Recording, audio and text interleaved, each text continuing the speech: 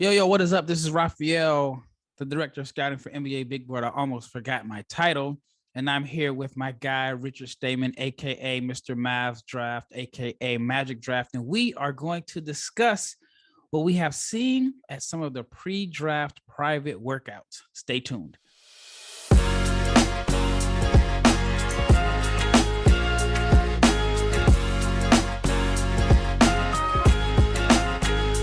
All right, shout out to each and every person that has made the NBA Big Board podcast a success. I really appreciate it. I know Richard does too. So thank you. Thank you so much for making this podcast your first listen of the day. And like I said, I just thank you so much for it. And we have a sponsor for the day. And the title sponsor is Prize Picks. Check out prizepicks.com. Use the promo code NBA. Or go to your app store and download the app today. Prize Picks is daily fantasy made easy. All right. It is my guy, Richard Stayman, aka Mr. Mavs Draft here. I'll let him go first. You were in Miami. Is that correct? Yeah, I went down to University of Miami, got to see Isaiah Wong and Nigel Pack, both of them in the draft. Nigel's a lesser known in the draft. Nigel Pack is the highest paid college player that I know of. Was it like a 2-year, $800,000 NIL deal plus a car? All right, before we even get into what we saw, was that true that Isaiah Wong was holding out and threatening to transfer if he didn't get a raise in his NIL deal? No, simply put, there was a lot of miscommunication on what was published, and people who were not associated with Isaiah were talking for Isaiah. It was completely untrue from what I understand. That's good. I saw the comment that it was true. I didn't read the whole article, but it's like what the saying goes, a lie spreads faster than the truth. And it was such a clickbait headline. It's unfortunate that most people probably didn't even I didn't read the actual true story, or most people aren't going to care. And now people are going to remember him as this guy that threatened to leave or whatever. And it's going to be, it's just kind of unfortunate that he's kind of painted in a negative picture. All right. So tell us about Miami. Tell me what you saw there. First of all, man, that place is fun. It is beautiful. It is a great place. You was out kicking it. You was hanging out. Hey, there's a ton of talent there. I didn't get to see everybody when I was down there, but are you talking about talented women or talent as far as players? I mean, I've heard people say, Miami, there's a lot of talent there, and they may not be talking about basketball players. So I just wanted to clarify that. Nah, there's if you've heard, Taylor Sports Group, but for those who don't know Taylor Sports Group, I mean, they get a ton of run. I want to say it was Michael Beasley is down there every year. Trey Mann's been there this year. I know Desmond Bane, John Wall, they were down there in 2020. A ton of NBA guys go down there and play, and a bunch of pre-draft guys go down there to train. I know there were a few people out there that are still training, some pre-draft prospects, some deeper, some first-round guys. Nikola Jovic just landed out in Miami, so maybe I'll go back. But yeah, Miami. First of all, it was. I said first of all. Actually, I'll let you go and ask another question. I've been talking for 2 minutes. Okay, yeah, I didn't know Jovic was out there. Let me see if I can reach out to his agent. He's coming out now, or is just got there? It's brand new. Yeah. Okay. So actually, what's funny is I know Taylor Sports Group. Ronnie Taylor has a bunch of guys going on, and there's a NTX Combine that's going on today here in Dallas, and the owner of the gym is actually one of the founders of the camp. And so I have a good relationship with him, and I was asking him what pre-draft guys are working out there. And he said, surprisingly, he doesn't have anybody doing pre-draft there. And he just mentioned that, of course, Beasley's there every day. Bouknight is there. Your guy, James Bouknight, is there. And he mentioned, he's the G League MVP is working out there. So Trevelyan Queen is out there. Yep. But he said as of today, he didn't have a bunch of guys doing pre-draft camp, but he knew some guys were working out in Miami. So I was hoping he had some guys, because I have, like I said, I have a good relationship with him. That would have been some pretty cool access for me to have. So all right, Isaiah Wong, what did you pick up in his workouts? Yeah. So the first thing, I got to talk with him. First of all, down to earth kid, super nice. Very, I mean, I don't know how else to put it. Just super nice, and did not, there's some athletes that I've encountered that definitely know they are star athletes and they act like it. And there are some people who act just very down to earth. And Isaiah was one of them. Can't say enough nice things about him. The things that they worked on were basically shooting touch. There were some drills around floaters, runners, things like that, and just holding the follow through on jump shots. The big thing was they did a lot of drills about improving the dip. They held their arm out like this. The shot could not go below a certain point, and it helps him reduce the dip. But the shooting is really good. Like, I think he has great touch because he has that free throw percentage that's like almost 80% year in and year out. And I think that's very indicative of how good his touch is. It's just, shooting in game is a little bit more of a challenge because it is a little bit slower of a shot. And then he did some ball handling, advanced ball handling to get some cardio going. It's pretty standard, but just some of the stuff he was doing compared to the other workouts I'd seen was more advanced. And then he did a lot of off the dribble jump shooting. He did fake spins in the jump shots, one dribble pull-ups off fakes, things like that, because that's a big weapon for him, is shooting off using his slow jump shot to his advantage. Okay. And who was working him out? Was it Ronnie or was it someone else? No, I'm really mad at myself for forgetting. I know his Twitter handle. It's 305 buckets one. I forgot his name. I think his name's Joey. But he trains like he's worked with Kennedy Chandler and a few other guys as well. Okay. Yeah, I know in Miami, Ronnie Taylor is like one of the go-to guys. And then there's a guy named Remy Workouts. And I've seen like quite a few guys work out with him. I think Remy's actually his main trainer. That was just his trainer for the day. Okay. All right. Yeah, because it's kind of like two guys that are really controlling the whole Miami pro scene. But then again, there's some guys that just work out at the university because, I mean, the access and the facilities are great there. Now, is that where you were at? You were on campus? Yeah, I was in the practice facility. Okay. Yeah, I remember seeing Joe Johnson used to do a lot of his work there, and I would see the videos. I used to just watch so many like NBA training videos, whether it was pros training. I used to want to steal drills and just kind of learn what guys are working on in the off season. So Nigel Pack, it's like a guy that put up phenomenal numbers at Kansas State. And he's not a guy that gets a lot of draft love on Twitter. Do you think he is an NBA player? One day, yes. This year, I'd be stunned if he comes out and actually, like, he's in the draft. He had a couple workouts last week. He has a few this week. It unfortunately I was not allowed to find out who the teams were because the teams asked not to share. But they've had him in workouts and they've been impressed with his shooting. The jump shot. Look, it's hard to be a 6 foot guy, and I'm 5'10". He was just a little bit taller than me. Like, he is definitely a very true 6 footer. It is hard to be a 6 foot jump shooting player primarily, but the big thing, like, it was a very light workout. It wasn't even like with a true trainer. I don't think it was his dad just running him through shooting drills. And one of the things they did was they would do 100 shots, 20 at each spot. I don't know if he missed more than 15 shots the entire way. I mean, it was ridiculous. And I'm probably exaggerating, but he's nuts. Like, the low dip on the shot makes up for the height, and he has unlimited range, beautiful touch in every single level. And he worked a lot on finishing over bigs. So if he can create for others, I think he actually really could be one of the undersized guards that makes the league. Okay. Yeah. I mean, I know he put up huge numbers, but I mean, for him, it just absolutely makes zero sense for him to enter the draft because he's getting 800,000 from Miami. I guess it's over 2 years, but I mean, that's almost as much as a two-way. And if you're not guaranteed a two-way, if you're a second round pick, then it just makes more sense to stay. I heard a story. I won't mention the player's name, but I heard a guy that was selected in the second round of last year's draft. He was in the high 30s, if I'm not mistaken, and he ended up only signing a G League deal. So his agent wasn't able to get him. I mean, of course, second round, for those that don't know, second round picks aren't guaranteed. It's pretty much what your agent can negotiate.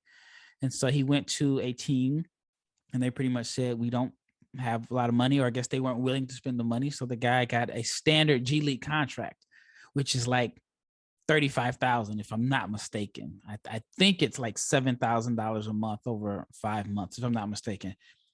This guy would have made a lot more money if he had stayed in school. And so, I mean, this was even before NIL. I'm sure he was probably getting more than $37,000. So, but yeah, for a guy like Nigel Pack, it just makes a lot of sense to stay in school because, the money's so good right now.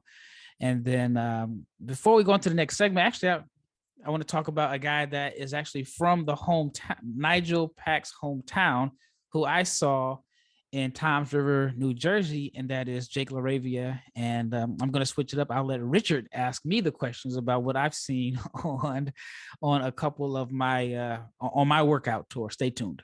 All right, we're back. This is Rafael Barlowe. Have my guest Richard Stayman, aka Mavs Draft. So all right, it's on you now. Ask me what you want to know from a fan or just draft perspective. Yeah, so a couple things starting with and just talk to me about the jump shot. How did it look? Because I know it's very pure. Does it look just as good in person? Like what was some of the stuff you saw in terms of shooting that he did in the workout?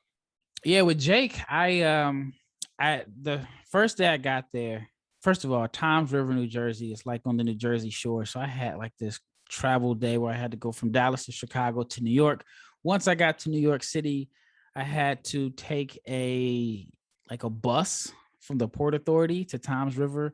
So by the time I got there, it was probably like 6:00, and Jake was on his 9 p.m. workout. So that was the first workout I saw, which can be a little tough because depending on how many workouts a guy got in a day, he may be tired, but the shot was money. I mean, it was a flick of the wrist. It was effortless.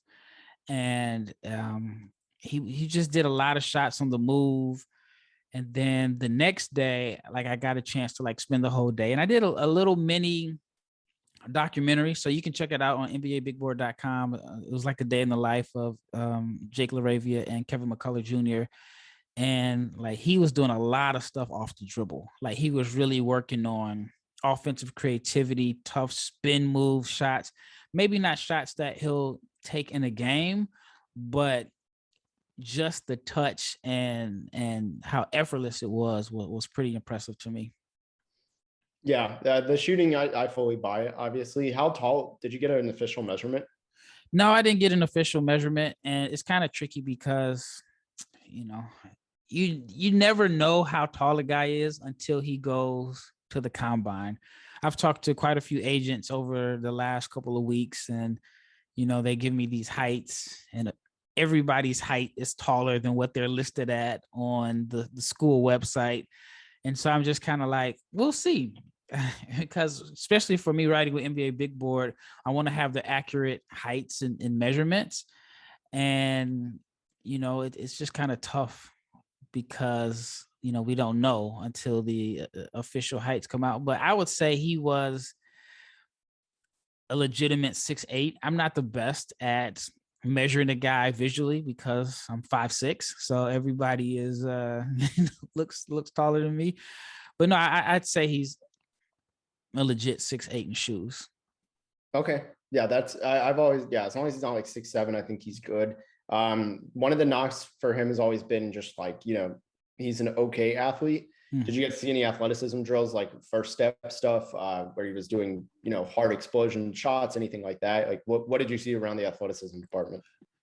It was about what I expected, about what it looks like on video or whatever. I think he's a pretty decent athlete when he's like going downhill, but as far as just like driving and finishing like above the rim in the paint on the drive, like that quick twitch vertical pop, no, I would say he has that. But I think like he is a good athlete, and I guess the biggest concern about athleticism is how it translates on the defensive end. And I think he's a good defender. He moves his feet well, and he has the strength to be able to defend multiple positions. He can defend fours, and so I even watched some film that his agent sent me where he had some possessions against Banchero, and Banchero wasn't necessarily able to like bully him like he does other guys, and Banchero wasn't able to like blow by him either. And I think he's a smart defender, but I think his strength and his footwork makes up for like this crazy athleticism or lack of athleticism that he may have. That makes sense. Yeah, I like him on defense too. I think he's he gets a bad reputation for that for whatever reason, just almost stereotyped into being a bad defender. And I think he definitely negates it. What was the most impressive thing you saw at the workout from him? The shooting, I would say the shooting, and just he's worked on his ball handling a lot. And so he did a lot of drills where he was creating off the dribble. So it may be like a in and out step back. It was a lot of shots that you would expect to see a guy that is the top dog on the team, like the number one offensive creator. He was taking a lot of those shots. It wasn't necessarily because he thinks that's his role, but it was just working on just everything. And so his trainer, a guy by the name of, man, I can't think of his last name. It just slipped my mind. His name is Al, but Al has been with Oladipo the last few years. And he was with Oladipo, I believe, the year that Oladipo made the big jump in Indiana. So he was saying that he was working on making sure Jake increased his bag, as he would say. So a lot of the drills that he had Oladipo doing, it was drills that Jake was also doing. I also had a chance to go to Memphis. And so when I was in Memphis, man, it was a very, very cool experience. I am a diehard Blazers fan. My two favorite players of all time are Zach Randolph and Rasheed Wallace. And while I was in Memphis, I had the opportunity to watch Rasheed Wallace work out Michael Foster, Iverson Molinar, and Cam Auguste, who went to Miami. And so they were working out at the University of Memphis with Penny, and Bonzi Wells was also there. And the question that everybody was asking me is like, Penny and Rasheed are cool? And I guess there was a rumor that Rasheed left Memphis. People thought they fell out. And I'll be honest, I assumed they had fell out too. So I was shocked when I walk into the gym and the first person I see is Rasheed Wallace in Memphis shorts. So I don't know why Rasheed left. It wasn't something that I felt like, was a reason for me to ask. But for those that are wondering, they were cool. I mean, they were cordial. So whatever reasons why Rasheed left, I have no idea. But that was a cool experience because I got a chance to interview Rasheed to talk about Michael Foster Jr. And it was cool. I mean, if you saw the video, I mean, you saw how small I looked compared to Rasheed. He was towering over me, even though we were both sitting down. But what were your thoughts on Michael Foster, like as an NBA prospect? Yeah, I actually kind of like him. He got better throughout the year. He worked on his body, I could tell, during the year. He's still really strong while slimming down. I think he's an athletic finisher. And the touch, I actually kind of believe in it. I think I don't know to what level of consistency and actual, production we'll see from a jump shot, but I low-key trust him in a short role. The only thing that really worries me about the shot, though, is that, like, man, the shot is a slingshot. It goes way back here. So that does worry me. And just defense against pick and roll, that's always been a concern. But in terms of raw skill, I mean, you look at his frame and skill set, it's worth gambling on in the second round. Yep. All right. When we were trying, we'll go a little deeper into Michael Foster. I think it's very interesting that he was a top 10 recruit. I think as ESPN had him at number 7. And he put up like 15-9 in the G League. And for whatever reasons, he is not getting the same love as some of his peers who you can put his numbers against theirs. And they're pretty equal, especially when you consider he was playing against grown men. So stay tuned. All right. Once again, this is Rafael, Barlowe, Richard Stayman. And in this last segment, we'll talk about Michael Foster. And like I said, right before we left, I think it's very interesting that his numbers were good. And it just was not, he did not have the same buzz. Now, do you think playing in the G League hurt him? Do you think, like, if he went to Kansas or Kentucky, do you think he is a first round pick? I don't know about first round, but how do I say this nicely? David McCormick got invited to the G League Elite camp. I really think Michael Foster would be more universally respected if he went to college, just because that system favors big men, I think, a little bit better than the G League does. Yeah, and it's one of the things that Rashid was saying, and of course Rashid is just had been working him out a little bit. I mean, I think I'll put it like this: Mike is doing most of his workouts in Las Vegas with Joe Bunasar at Impact, but his agency is ISE, and they also represent Penny and Rashid. And so that's why they were in Memphis. And so I just happened to be there. I reached out to his agent and he told me, hey, if you want to watch him, he's in Memphis. So I made the drive. But Rashid was saying that he'll take his numbers against any of the guys in the draft. He said, in his opinion, that he felt like the difference was that Banchero is on 3 times a week. And then Penny, who carefully was not trying to diss the G League, but he carefully, and I'll say it again, very carefully was saying that he believes that you just can't compete with the NCAA machine. And it's hard for guys to compete. He mentioned, there are some exceptions like Green and Kuminga from last year, but he felt like it's better. And of course, this is coming from a college coach, that it's better to play in front of in the G League, because a lot of the guys that are doing the mock drafts and draft Twitter and all that are watching college basketball, and you don't get the hype. And even when I did like my articles or I tweeted stuff, he just doesn't have the built-in fan base. Like I did a video and I thought it was like one of my best works that I've ever done as far as just creating content. And I think like last time I checked, it had like 650 views, while I did a video on Drew Timme playing pickup basketball, which took me a whole 2 minutes to make, and it's like 8,000 or 9,000 views. And to me, it just showed the difference of a built-in fan base from college as opposed to being in the G League. So with all that being said, I kind of went long-winded there. Do you agree with that? So I remember Pooh Jetter said kind of the same thing. They're like, if it seems to be a common thing with Foster, it's just like, and my guy Nima, who he worked with the G League guy, he's a guy on draft Twitter. Shout out to Nima. I met him in Vegas at Summer League last year. I forgot. That's why he's not tweeting like that, like he used to. When you get a job with some of these teams and organizations, they will silence you. And that's why you're wondering, like, why is my favorite tweeter gone? Well, that's because they're under the paywall.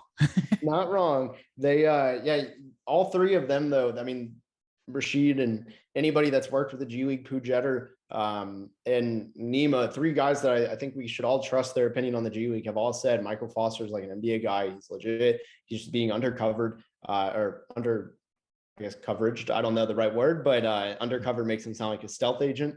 But for me, I don't think, look, when you compare the two, and these are totally different things, it's apples to oranges, but for me, I like him a lot more than Isaiah Todd and Dacian Nix last year. And both those guys seem to be well regarded out, or one, now the tables have turned. Isaiah Todd was the first pick of the second round. Dacian Nix went undrafted. Now the stock is a little bit backwards. Isaiah Todd did nothing this year. Dacian Nix improved. I think he's better than both Michael Foster. And to me, that's worth investing in. Yeah, what was really interesting, and I spoke with his mentor and coach about it. When I was doing my article on Big Board, I noticed that it only had him listed for 13 games. Have you noticed that the G League, they only put guys down for 13 games? Yes, I have my Dyson Daniel. It might just publish because I'm so impatient. It might publish by the time this is out, but I have my Dyson Daniels scouting report out and I put the stats. But I know they played more than 14 games because I saw like 13 and I knew that I didn't watch every game. So I've been blown away as to why it's so hard to find those stats. Yeah, he actually gave me a site where they have all the games, but he was just saying like the numbers aren't accurate. The numbers are just based off of these 13 games. Well, I think they played 14. Mike may have played 13. And then he was just saying like this game, he had 20 and 10, and it's not counting towards the stats. And I don't know which games were exhibition games. It is so weird to me that they played 28 games, if I'm not mistaken, but only 13 are counting towards the stats. It's so weird. Got to ask Dakota Schmidt. Yeah, there's nobody better for the G League. Like genuinely, he is the king. Yep, definitely. I have to ask him. So where do you have Michael Foster at on your mock? I mean, I know we didn't prepare for this question. No, you're good. So right now I have on my big board, I have him around 60. So I would draft him. If I was putting him in a mock, though, he goes a lot higher than that. I think Isaiah Todd is a good reference point in just the way that like these skilled forwards go high in the draft. I think he would go, especially in this draft. Last year was really strong. I think he would go 40s, like probably below 45. Honestly, 47 is like a worst case, I think. Okay, cool. Yeah, so another group of guys that I've seen work out here in Dallas, and it was an awesome group. It was this Friday. John Montero, and at first I was calling him Gene. Then somebody corrected me and told me it's Jan. So I've been calling him Jan. And then I met him today. I interviewed him. It'll be coming up later on in the week. And it is John Montero. So he was working out. Ryan Rollins was playing. Drew Timmy and Hugo Besson. And if you haven't heard it, I did a podcast interview with Hugo Besson. It aired on Monday. And so I should have an article coming out this week. And I think I'm going to do an article on Besson and Montero as two international guards. We don't really see a lot of international guards. We see mostly skilled bigs or wings, but not a lot of ones and twos. And so this is going to be interesting to see how they're drafted, because I mean, can you say there's been a lot of success from international guards under 6'5" in the NBA? Ah, damn. I was hoping you wouldn't put that caveat. No, it wasn't necessarily like a question. It was just more so like, Yeah. to kind of get you to think about it. And I'll be honest here, Drew Timmy was the best player in these workouts. We talked about this, like us two didn't, but like a lot of people on Twitter said this, and people took it as like an absolute jab towards Luka Garza when they said he's going to win the like Adriatic League, whatever league in Europe you want to put him in. He's going to win MVP one day. Drew Timmy might do more. Like he might win a higher league. Like he might win like the full-on EuroLeague MVP. Yeah, man, he was, and I'm not giving up on him as an NBA prospect. And I've been saying that Drew is a guy that in workouts, he probably is not going to wow you, because you can't really get all of what Drew Timmy brings by watching him work out and shoot jumpers. But man, I mean, I have been watching him since he was in 9th grade. This was the best I've seen him look. I mean, he was bringing the ball up court. He was finding cutters. He was making jump shots off the dribble. He was shooting threes without hesitating. And I know he's been working on the shot, but I mean, he was kind of like a matchup nightmare, because like I said, he was finding cutters, and then him and Hugo Besson had a little bit of chemistry. I think for Hugo, he's a guy that he's an international guy. And I feel like international guys are so used to playing the right way. And out of all my time I've been in Europe, I've never really seen guys play pickup basketball. So I think that was somewhat of an adjustment for him, because, I mean, as you can imagine, when you're playing pickup basketball, it's usually eight wings on the court, 8 guys that dribble the ball and that needs a ball. And so I felt like Besson was trying to play the right way instead of just up and down pick a ball. Jalen Wilson from Kansas was also in these runs, and it was some good runs. But Montero is a incredible ball handler. I knew he could handle the ball, but watching him live, I mean, he has that thing on a string, and I was impressed with his passing. Now, my question for you is: when you think of Montero, do you think of him more as a scorer or passer? I mean, mostly a scorer, but I think the playmaking is really underrated. Like he has a real argument, and this is only from limited OTE games. Like I can't imagine how good it is in game, but or in pickup even. But the handle, I've heard it's like arguably the best in the class. Oh yes, it was almost Kyrie like.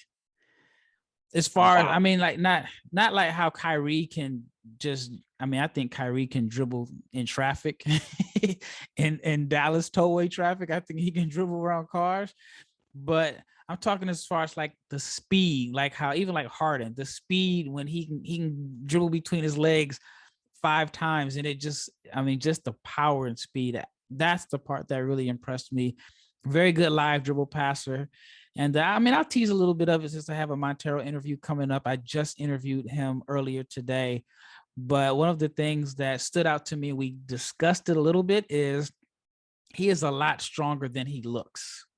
He looks light, but he was like, kind of like when he drives, like most times he can beat guys off the dribble with his first step. But when he had a shoulder into the guys were moving with him. It was kind of like he was driving guys into the spots that he wanted to get to. And so one of the questions I was asking him, I was like, are you a lot stronger than you looked? And he said, yeah, he's actually playing a little bit of bully ball. So I was impressed with that. All right. So do you have any more guys that you plan on checking out in person? Hey, I want to copycat you and see Ryan Rollins now in Dallas, but we'll see. I think that might complete my tour. I saw Jariah Horn a couple weeks ago. He was a Portsmouth guy. There's a very small chance I make it out to Atlanta, but with pre-draft, I mean, for those who don't know, pre-draft workouts pretty much started 2 weeks ago is when most started heating up. And now for the most part, once the combine hits, they're not training at home anymore. Most days they're mostly out on the road, especially the high-end prospects doing the team workouts. So for me, I'm probably that my workout tour has completed at just a handful of stops, but I'm hoping maybe one more will come through Dallas or something. Yeah, Jeremy Sohan is working out in Dallas. And Yeah, so I saw ESPN put something yeah, out. I didn't know that. And it's literally like 2 minutes from my house. So maybe I'll get a chance to check that out. I'm actually on my way tonight. By the time this airs, I'll already be in Vegas. So I'm going to check out some of the guys that are working out at Impact. And I think there's maybe 3 or 4 guys that are projected in the top 40. I don't know if they'll actually be there because some guys may have started some workouts, but I do know one for sure. I'm supposed to watch a Blake Wesley workout, and I've been hearing nothing but great things about Blake Wesley's workouts. And then while I'm in Vegas, I may take that mega bus ride, and maybe like $20 that mega bus ride to LA and see what workouts I can catch out in LA. And the thing that is kind of bothering me is I was just in Memphis and I wanted to watch Lift Sports. They have a crazy class with Wendell Moore, Alondis Williams, JD Davis. And then I just saw they signed Banchero today. And, you know, I'm riding the Banchero bandwagon. So I gotta find my way out there to see if I can catch some of the workouts. So, all right. Well, thanks, man. I appreciate the insight on Isaiah Wong. For those that are new, because we're probably going to get a bunch of new listeners since we're getting close to draft time, where can they find you at? Yeah, I do pretty much everything through @MavsDraft on Twitter. You'll see anything I post, scouting reports, mock drafts, all that good stuff @MavsDraft. And also before we go, let me promote you. I had Iverson Molinar interview yesterday, and I'm not just saying this because I've had Iverson Molinar top 35 like the whole last 3 years next to Isaiah Wong. Dude, that interview was outstanding. You brought it up in your interview, and I don't mean to just take away the exit, but you know, the English really surprised me. You brought it up. He grew up speaking Spanish for a majority of his life, and you wouldn't know that it was his second language. Really thought it was a wonderful interview. So much insight about his work ethic, how hard he wants to win, how hard he wants to make it. Just a really good interview. If you guys haven't heard it, 10 out of 10 recommend. Thank you, man. I appreciate that. I'm really enjoying doing these interviews. What's crazy is my last 3 interviews, each player from Molinar to Hugo Besson to Jean Montero today, English is not their first language. And Hugo Besson told me that he didn't really know English until this season. He learned it in Australia. So when I did my interview, I didn't know until after it was over. If I would have known that he had just picked it up in Australia, I would have simplified my words. But he said he learned it, and he was kind of forced to learn it in a sense because he was there by himself because the restrictions were so strong in Australia. So he had to learn. And then even when I talked to Montero today, he told me that he really learned English this season playing for Overtime Elite. So for a guy that has lived in multiple countries and spent significant time and probably only remembers 3 words, I feel like I'm a slacker. And so all 3 interviews, I'm not just saying it because I mean I did the interviews, but I was just really impressed with the extra stuff that international prospects have to learn to play in the NBA. It's the language barrier. Not only do you have to learn English, which is not an easy language to learn, you have to learn the slang and terminology of your teammates on top of the basketball terminologies. And I mean, for someone that I just wish I took the time to learn multiple languages. I felt like that was really impressive. So thank you. I really enjoy you checking out the Molinar interviews. Easily one of my favorites, but I mean, I'm doing a little promoting here, but this Montero one was really, really good. I mean, I think it's over 30 minutes, and you would have thought we were just two guys that had known each other for 10 years, shooting the breeze. So I'm looking forward to publishing that. Well, thank you for checking out my podcast. Thank you for making this NBA Big Board podcast a success. Now make your second or your third listen of the day, the Locked On NBA podcast, from the first jump ball of the play-in tournament to the last possession of the finals. The Locked On experts take you deep inside the playoffs with insight and analysis affecting all 30 teams. Once again, I'm Rafael Barlowe. This is the NBA Big Board podcast, and my guest was Richard Stayman, aka Mavs Drafts, one of the best draft follows on Twitter. And we are out.